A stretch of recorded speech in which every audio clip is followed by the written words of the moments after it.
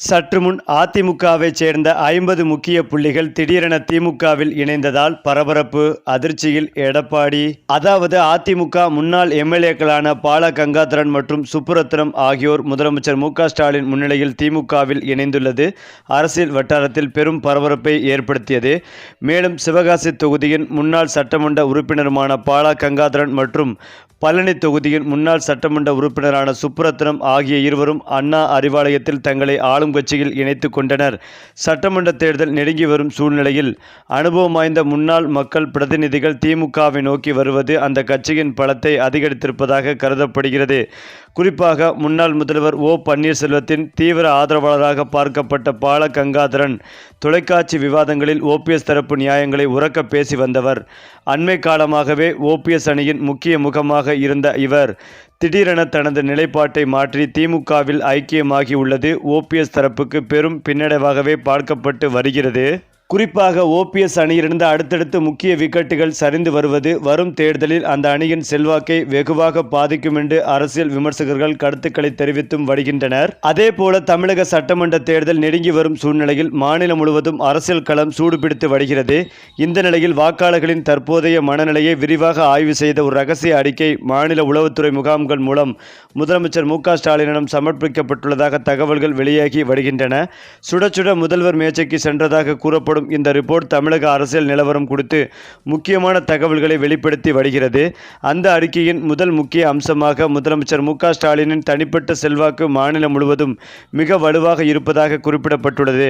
அனைத்து சமூக குழுக்கடைகளிலும் அனைத்து பகுதிகளிலும் அவருடைய ஆளுமை பரவலாக ஏற்றுக்கொள்ளப்பட்டுள்ளதாக ரிப்போர்ட் தெரிவிக்கிறது.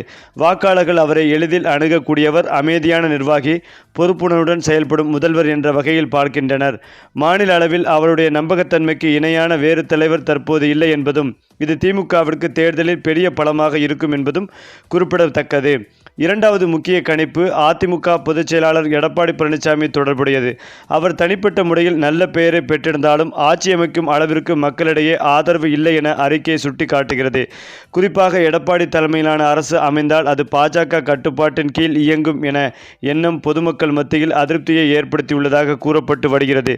மேலும் இந்த காரணத்தால் அதிமுக பாஜக கூட்டணிக்கு மக்களிடம் பெரிதான வரவேற்பு இல்லை என்றும் பாரம்பரிய அதிமுக தொண்டர்களே அந்த கட்சியின் தற்போதைய அரசியல் திசை குறித்து குழப்பத்திலும் ஏமாற்றத்திலும் உள்ளதாக ரிப்போர்ட் தெரிவிக்கிறது.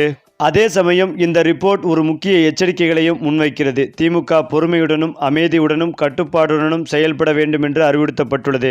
குறிப்பாக பாஜக ஆதரவு கொண்ட நிதி மற்றும் அரசியல் சக்திகள் ஆளும் கூட்டணியை பலவீனப்படுத்தவும் பிரிக்கவும் தீவிரமாக முயற்சிக்கும் சூழ்நிலையில் கூட்டணியை ஒருங்கிணைத்து வைத்திருப்பது மிக அவசியம் என்றும் குறிப்பிடப்பட்டுள்ளது. தேர்தல் நெருங்க தொடர்ச்சியான களப்பணி மற்றும் கூட்டணி மேலாண்மைதான் இந்த வெற்றியை தீர்மானிக்கும் முக்கிய காரணிகளாக அமையும் என்று இந்த உளவுத்துறை அறிக்கை வலியுறுத்தி வருகிறது. அதாவது தமிழகத்தில் 2026ஆம் ஆண்டு சட்டமன்ற தேர்தல் நெருங்குவதால் திமுக தனது கூட்டணியை மேலும் வலுப்படுத்தும் முயற்சியில் களமிறங்கி உள்ளது. என்னதான் தனது கூட்டணியை பலமாக வைத்திருந்தாலும் மாற்றுக் கட்சியினரை தங்கள் கட்சியில் இணைக்கும் முயற்சியில் ஸ்டாலின் தீவிரம் காட்டி வருகின்றார். ஓரணியில் தமிழ்நாடு என்ற உறுப்பினர் சேர்க்கையில் மாற்றுக் கட்சியினர் பலரும் திமுகவில் இணைந்து வருகிறார்கள். அதிலும் குறிப்பாக அதிமுக மற்றும் பாஜகவை சேர்ந்த முக்கிய நிர்வாகிகள் பலரும் சமீப காலமாகவே திமுகவில் இணைந்து வருவதால் நாளுக்கு நாள் ஸ்டாலினுக்கு பலம் கூடிக்கொண்டே செல்கிறது. அது மட்டுமில்லாமல் தற்போது தமிழகத்தில் ஆளும் கட்சியாக உள்ள திமுக 2026 தேர்தலுக்காக விறுவிறுப்பாக செயல்பட்டு வருகிறது. அதற்காக முதலில் தனது கூட்டணியை பலப்படுத்தி வரும் திமுக தலைமைக்கு ஜாக்பாட் அடித்ததைப் போல புதிய கட்சி ஒன்று இணைந்துள்ளது. ஜான் பாண்டியனின் தமுக கட்சியுடன் பேச்சுவார்த்தை நடத்தி வருவதாகவும் திமுக அமைச்சர் ராஜகருப்பன் கூறியுள்ளார். திமுகவுடன் தேசிய கட்சியான காங்கிரஸ், கம்யூனிஸ்ட், விசிக, மதிமுக மற்றும் இன்னும் சில சிறிய கட்சிகள் பல ஆண்டுகளாகவே அங்கம் வகித்து வருவதால் மற்ற கட்சிகளை காட்டிலும் திமுக கூட்டணி மிகவும் பலமாகவே உள்ளது. தற்போது அதிமுக பலமிழந்து காணப்படுவதால் இதனை பயன்படுத்தி கடந்த 10 தேர்தல்களிலும் திமுக வெற்றியடைந்து வருகிறது. மேலும் கடந்த சட்டமன்ற தேர்தலில் தோல்வியடைந்த தொகுதிகளில் இந்த முறை வெற்றி பெற அங்கு முக்கிய அமைச்சர்களை நியமித்துள்ளது. அது மட்டுமில்லாமல் 4.5 ஆண்டுகளில் திமுக செயல்படுத்திய திட்டங்களை மக்களுக்கு நினைவுபடுத்தும் வகையில் பல்வேறு நிகழ்ச்சிகளையும் நடத்தி வருகிறது. மேலும் கடந்த தேர்தலை விட இந்த தேர்தலில் அதிகளவு வாக்குறுதிகள் சேர்க்கப்பட்டுள்ளதாகவும் தகவல்களும் தெரிவித்தும் வருகிறார்கள். இவ்வாறு பல்வேறு முயற்சிகளை செய்து வரும் திமுகவிற்கு விஜயின் அரசியல் வருகை அதிருப்தியை ஏற்படுத்தியது. நடிகர் விஜய் கட்சி ஆரம்பித்து திமுக தான் தனது அரசியல் எதிரி என்று கூறியதோடு திமுகவின் கூட்டணி கட்சிகளை தாவேகா பக்கம் இழுக்க முயற்சி செய்தார். ஆனால் தற்போது வரை அது ஈடேறவில்லை. இப்படி தேர்தல் நெருங்கும் சமயத்தில் திமுகவிற்கு பல்வேறு பிரச்சனைகள் நெருங்கி வரும் வேளையில் தமாமுக கட்சி திமுகவில் இணைவது அதற்கு பலத்தை கூட்டும் வகையில் அமைந்துள்ளது என்று அரசியல் விமர்சகர்கள் கருத்துக்களையும் தெரிவித்தும் வருகிறார்கள். அதன் பிறகு திருவண்ணாமலையில் மாற்றுக் கட்சிகளை சேர்ந்த சுமார் 2500 பேர் திமுகவில் இணையும் பிரமாண்ட நிகழ்ச்சியும் நடைபெற்றது.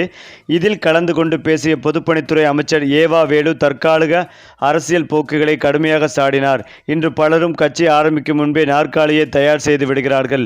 கட்சி தொடங்கிய மறுநாளே நாளைய முதல்வரே என்று சமூக வலைதளங்களில் விளம்பரம் தேடிக் கொள்கிறார்கள் என்று அவர் மறைமுகமாக பலரையும் விமர்சித்து பேசியிருந்தார். மேலும் திமுக தான் தமிழகத்தில் தாய் கழகம் என்று பெருமிதத்துடன் குறிப்பிட்ட அவர் கொள்கை பிடிப்போடு திமுகவில் இணைந்தவர்களை அன்போடு வரவேற்பதாக தெரிவித்தார். சமூக வலைதளங்களில் வலம் வரும் அரசியல் பிம்பங்களை விட நீண்ட கால பாரம்பரியம் கொண்ட இயக்கமே சிறந்தது என்பதை வலியுறுத்தும் வகையில் அவருடைய பேச்சுக்கள் அமைந்தது. இந்த நிகழ்வு திருவண்ணாமலை மாவட்ட அரசியலில் பெரும் பரபரப்பை ஏற்படுத்தி உள்ளது. மேலும் இதையெல்லாம் தாண்டி ஆளும் கட்சியான திமுக மற்றும் எதிர்க்கட்சியான அதிமுக ஆகிய இரு அணிகளும் கூட்டணி பேச்சுவார்த்தைகளில் தீவிரமாக ஈடுபட்டு வருகிறார்கள். குறிப்பாக பாமக மற்றும் தேமுதிக ஆகிய கட்சிகளை தங்கள் பக்கம் இழுக்க இரு திராவிட கட்சிகளும் கடும் போட்டியில் இறங்கி உள்ளனர்.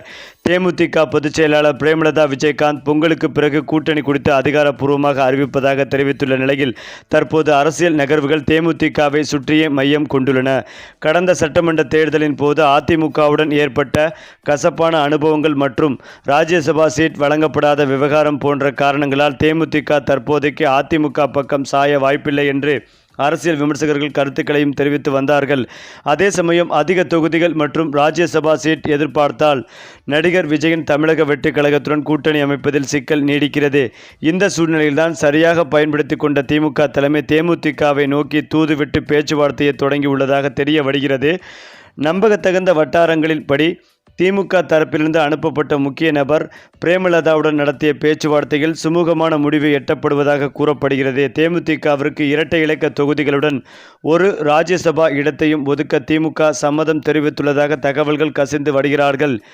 தற்போதைய சூழ்நிலையில் திமுக கூட்டணி பலமாக இருப்பதாலும் கருத்து கணிப்புகள் சாதகமாக இருப்பதாலும் பிரேமலதா திமுகவின் இந்த வாய்ப்பை ஏற்றுக்கொண்டதாகவே கூறப்பட்டு வருகிறது. இதன் மூலம் தமிழக அரசியல் களத்தில் புதியதொரு கூட்டணி மாற்றம் உருவாகியுள்ளது என்பதும் குறிப்பிடத்தக்கது. மேலும் இந்த நிலையில் வருகின்ற சட்டமன்ற தேர்தலில் திமுகவின் வெற்றி உறுதி செய்யப்பட்டுள்ளதாகவும் இதனால் திமுகவில் இணைவோர் எண்ணிக்கை அதிகரித்து வருகிறது.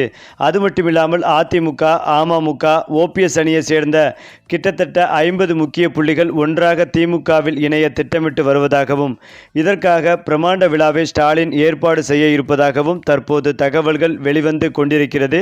இந்த தகவல் ஒட்டுமொத்த எதிர்ச்சி கட்சிகளுக்கும் அதிர்ச்சி கொடுத்து வருகிறது. சரி, இப்போ நீங்கள் சொல்லுங்க, திமுகவில் இணையும் 50 முக்கிய புள்ளிகள் பற்றிய உங்களுடைய கருத்துக்களையும் உங்கள் கமெண்ட்ல சொல்லுங்க. மேலும் இந்த வீடியோ உங்களுக்கு பிடித்திருந்தால் லைக் பண்ணுங்க, ஷேர் பண்ணுங்க, மறக்காம நம்முடைய சேனலை சப்ஸ்கிரைப் பண்ணிக்கங்க.